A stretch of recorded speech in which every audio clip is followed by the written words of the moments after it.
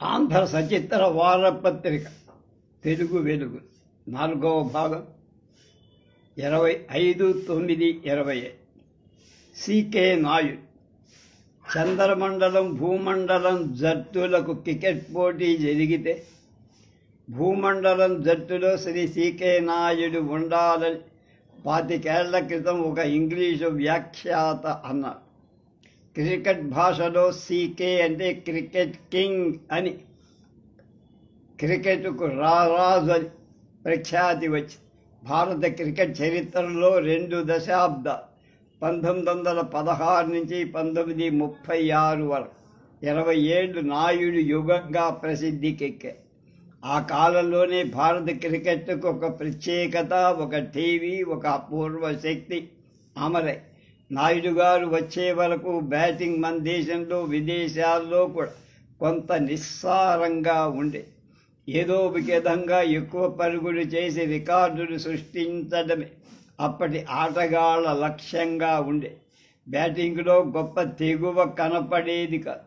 నాయుడు గారికి రికార్డులంటే అయిష్టం. అందుకనే ఒకసారి అన్నారు, కావాలంటే 300 పరుగులు చేస్తా, కానీ ఎందుకు? పిచ్చి బౌలర్కు అనుకూలంగా లేక బౌలర్ బాబురుమంటుంటే అతనిపైన బ్రహ్మాస్త్రం. బ్యాట్స్మన్కు బౌలర్కు సమాన అవకాశాలు ఉంటేనే బ్యాట్ దాటి చూపాలి. విజీ అంటారా? విజీ చెప్పినట్టు నాయుడు గారు బ్యాట్ చేసే పద్ధతిలో ఒక రికార్డు. భారత క్రికెటర్ రీతి అంటే ఇది అని నిర్వచించి నిరూపించిన మొట్టమొదటి భారతీయుడు కొఠారి కనకయ్య నాయుడు. సాహసమనేది నాయుడు గారికి ఉగ్గుపాలతో వచ్చి కనిపించకుండా వచ్చే బంతిని కనిపించని విధంగా కొట్టేయడం నా లక్ష్యం.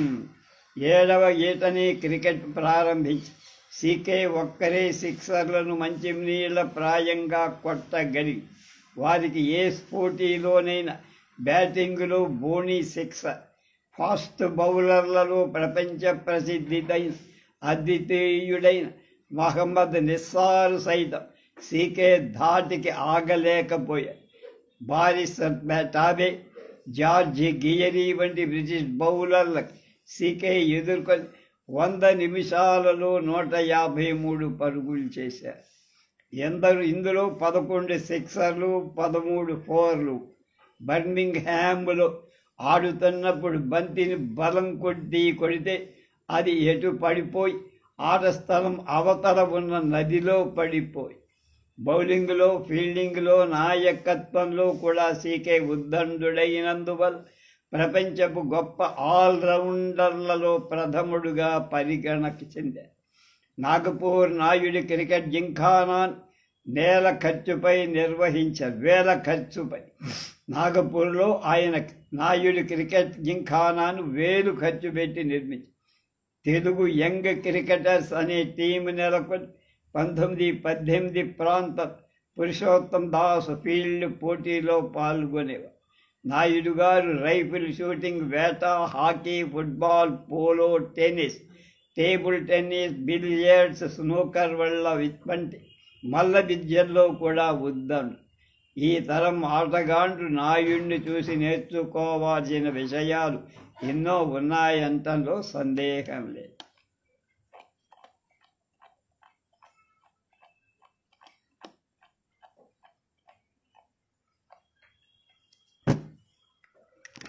సికే నాయుడు ఎలా ఉంటారో ఒకసారి చూద్దాం.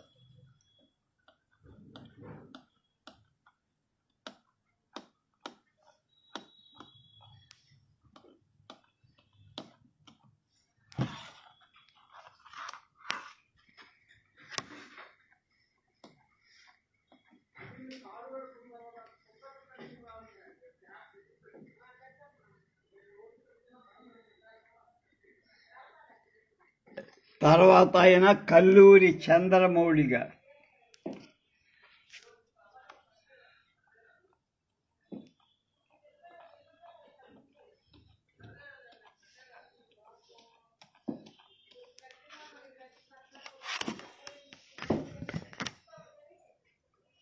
मैं सो करता हूँ नहीं मैं विचार होता है मैं वही करता हूँ जो మేరీ విచార్ హోతా హై అన్నాడు ఒక రాజకీయ నేత.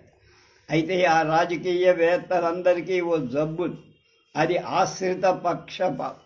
కల్లూరి చంద్రమౌళి గారిది అది కాస్త హెచ్చుపాళ్లలో. అంతేకాకుండా ఆయనకు ఆగ్రహం వచ్చినా అనుగ్రహం వచ్చినా ప్రమాదం. తనకి తగిలేది తెలియదు, ఇతరులకు తగిలేది తెలియదు. అయితే చంద్రమౌళి గారు కొంత వేద, అందువల్ల కష్టం వచ్చినా సుఖం వచ్చినా జయం వచ్చినా అపజయం వచ్చి కొంతమంది నాయకుల్లాగా వీధిలో పడి యాగి చేయక రెంటిని తనలో సమానంగా ఈముడ్చుకోడు. ఎన్ని ఉడిదుడికలు వచ్చినా పదవి ఉన్నా లేకపోయి కాంగ్రెస్నే అంటిపెట్టుకొని ఈ మధ్య కొంతమంది కాంగ్రెస్ను వదిలిపోయినప్పుడు మీరు కూడా వెళతారా అని ఒక మిత్రుడు అడగ్గా మద్య నిషేధం కూడదన్న వాళ్లతో ఎవరు చేరతారోయ్ అన్నారు చంద్రబాబు. స్కాట్లాండ్లో వ్యవసాయ విద్యా పట్టభద్రుడైన ఆయనలో పాశ్చాత్య వాసన ఎక్కడా కనపడు. నికార్సైన తెలుగువాడుగా ఉంటాడు. 1926 కాంగ్రెసులో చేరి అన్ని జాతీయ ఉద్యమాల్లో జైలుకెళ్ళారు. సమిష్టి మద్రాసు రాష్ట్రంలో స్థానిక పాలనా శాఖకు మంత్రి. 54 ఆంధ్రప్రదేశ్ కాంగ్రెస్ కార్యదర్శి. స్థానిక పాలనా మంత్రిగా 60లో పంచాయతీల చట్టం వచ్చిన ప్రజా సంస్థలకు అధికారాలు ఆదాయ మార్గాలు ఎక్కువ ఉండాలని వాదించినవాడు. ప్రజాప్రతినిధి అనిపించుకున్న దేవాదాయ మంత్రిగా ఆయన చేసిన పనులు భక్తులే కాక భగవంతుడు కూడా ఆయన కృతజ్ఞత చెప్పాలి. రాజకీయాల్లో భద్రాద్రి రామాలయ పునరుద్ధరణ ఆయన వల్లనే జరిగింది.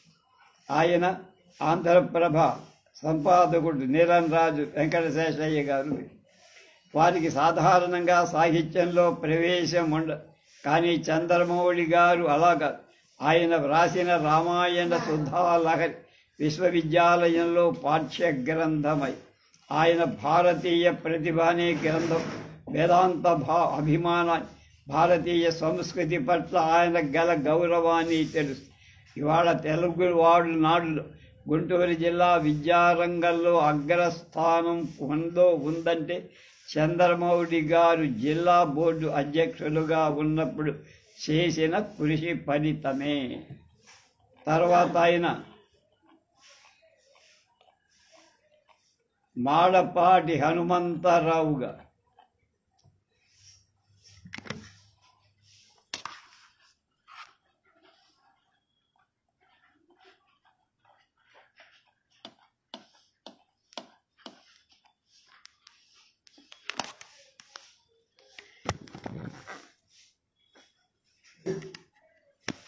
అంటూ వేసిన వాడు పండు తినేదారక ఉండటం అడు. పండు తినేవాడు అంటూ వేసిన వాణ్ణి గుర్తు తెచ్చుకొని కృతజ్ఞత చెప్పడం కూడా అరుదే. ఆంధ్ర పితామహుడు శ్రీ మాడపాటి హనుమంతరావు గారిని ఇప్పుడు మొదటిసారిగా చూసినవాడు 1948 సెప్టెంబరు పూర్వం ఆయన వహించిన పాత్రను ఊహించుకోలేరు. నాయకత్వం నాకు రావటానికి తగిన పని నేనేం చెయ్యాల, నేనేం త్యాగాలు చెయ్యలేదే, నేను అనర్హుణ్ణి దేనికి అంటారు మాడపాటి వారు వేదికపై నుండి ప్రసంగిస్తూ నవ్వు. కానీ సమావిష్టులైన వారి తెలంగాణలో ఆంధ్రోద్యమ జ్యోతిని తొలత వెలిగించింది ఆయనే అని తెలుసు. ఆ దీపమే నానాటికి పెరిగి పెద్దదై నేడు ఎంతో వెలుగును ప్రసరిస్తుంది. పోలీసు చర్య తర్వాత హైదరాబాద్ నగరపాలక సంఘానికి మేయర్గా ఎన్నికైన హనుమంతరావు గారి కొండా వెంకటరెడ్డి గారు ఒక విందు చేశారు. అప్పుడు మేయర్ పదవి వారి మొదటి గురుకట్నం అన్నారు రంగారెడ్డి. ఎందరో తెలుగువారిని రాజకీయాల్లో ఆనాడు ప్రవేశపెట్టింది మాడపాటి వారు. అందులో ప్రధానుడు రంగారెడ్డి. 3-4 దశాబ్దాల క్రితం వివేకవర్ధని సంస్థ యాజమాన్యంలో నిషాత్ టాకీసులో ఒక బహిరంగ సభ జరిగింది. వామన్ నాయక్ ప్రభుత్వులు మాట్లాడారు ఉర్దూలో, ఇంగ్లీష్లో ఒకరిద్దరు మాట్లాడారు. హనుమంతరావు గారు లేచి తెలుగులో మొదలుపెట్టి ఉర్దూ ఆయనకి రాక అప్పటికి ఆయన అప్పుడు ఇప్పుడు ఉర్దూలో చేసే ప్రసంగాలు చాలా చక్కగా వినసొంపుగా ఉంటాయి. తెలుగులో మాట్లాడటం ఆంధ్రుల భావి రాజధానులు. ఆ విధంగా ఆనాడు ఆయన ప్రారంభించగా ప్రేక్షకులు అల్లరి ప్రారంభించి తెలుగులో మాట్లాడటం భరింపరాందై అయింది ఆనాటి ప్రేక్షకుల. తెలంగాణలో ఆంధ్రోద్యమ ప్రారంభానికి అంకురార్పణ ఆ క్షణంలో జరిగి అనతి కాలంలో ఆంధ్ర మహాసభ వెలిసి సంస్థానాధీశుల కింద బాధ్యత పరిపాలన. ఆనాటి దేశంలో సంస్థాన ప్రజలందరికీ జయం.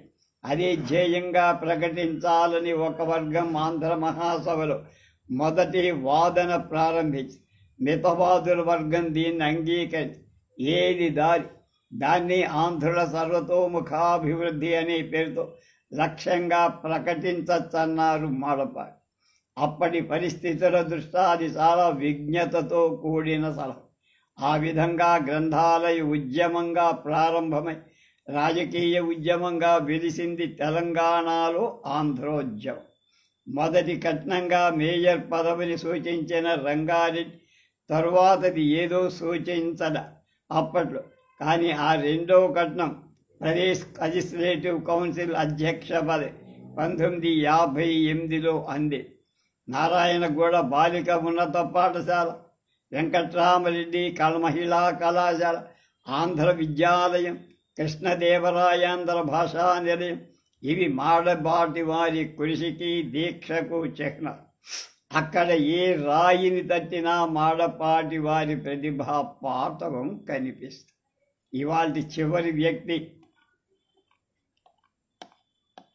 నాగిరెడ్డి, బిఎన్ రెడ్డి, మల్లేశ్వర్ రెడ్డి.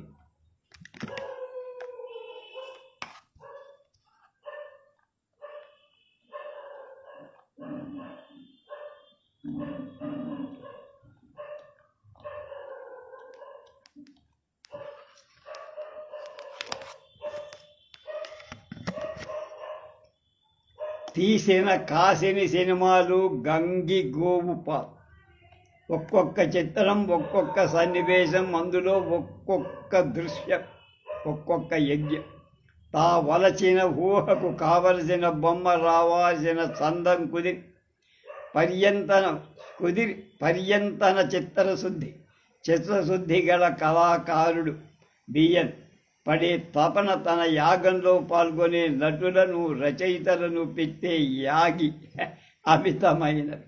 సానుభూతి లేని వాళ్ళకి చిరాకు కలిగించి ఆర్థిక లాభసూత్ర భాష్యకారులు నిశితంగా ఖండించి చలనచిత్ర నిర్మాణంలోని సర్వోపాంగాలు తన ఈ ఊహా చిత్రంలో అందమైన రేఖలుగా తను వినిపించే పాటలు స్వరాక్షరాలుగా ఇమిడే వరకు ఆకుమాటు పిందెల, తల్లిచాటు బిడ్డల, కృష్ణుడితో మురళిల అమరే వరకు స్వరానుస్వరాలుల వాగద్ధాలల ఏకమయ్యే వరకు బియ్యన్ అహోరాత్రాలు పడే శోభ తపస్సే. అందుకు ఆయనతో పనిచేసిన వాళ్ళని ఆ మాట ఆయన రాయించుకున్నారండి.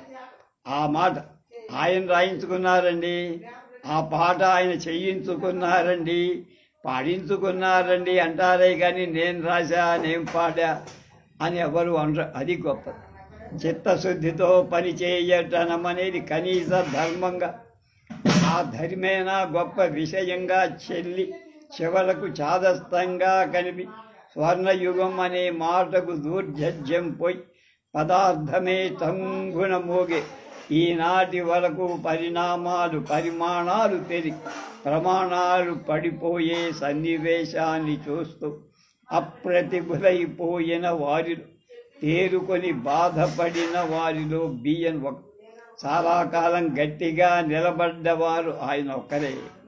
స్నేహం సాప్తపదీన బిఎన్ రెడ్డి తెలుగు సినిమా కలిసి 7 చిత్రాలు నడవటం జరిగింది. కాబట్టి వారు వీరో కావాలి. ఉద్గ్రంథాలు పదిలంగా దాచుకోవడానికే తప్ప చదువుకోవడానికి కాదన్న నానుడి బియ్యన్ ఉత్తమ చిత్రాలు ముడిపెట్టాల్సి వచ్చింది. ఆర్థికంగా చూసిన వాళ్ళు. అందువల్ల ధైర్యస్థైర్యాలు గల బియ్యం కూడా పరిస్థితుల ఒత్తిడికి మన్నించాల్సి వచ్చి ఒక ఘట్టంలో ఇటీవల ఒక వంక లాభసాటి సూత్రం ఉపయోగించుకుంటూనే మరొక వంక చిత్త ఉత్తమాభిరుచి సంస్కారం గల కళాకారుడిగా వాటిని తనే గర్హిస్తూ ఏకకాలంలో ఉభయ తారక మంత్రం పఠించి జోడు గుర్రాల సవారీ సాధించబోయా. జనబాహుళ్యార్థం పోషించని సత్కార్యాలు ఆచరిస్తూ ఒక వ్యక్తి అవస్థ పడాలని సభలలో పత్రికలో చప్పట్లు కొందరు సగర్వంగా ఉపన్యాసాలు ఇవ్వడానికి వీలు. ఒక వ్యక్తి కష్ట నష్టాలు భరించాలని ఒకరిని ఆజ్ఞాపించే అధికారం హక్కు ఏ ఒక్కరికి లేని మాట నిజం. కానీ కొన్ని మంచి పనులు చేయగల ప్రతిభా వ్యుత్పత్తులు గల వాళ్ళకి మాత్రం ఆ మంచి పనులు చేయటం బాధ్యత, విధి కూడా అవుతుంది.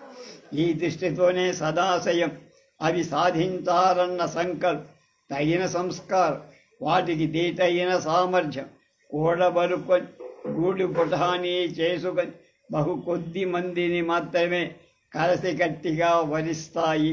మరి రేపు దేవులపల్లి కృష్ణశాస్త్రి గారి గురించి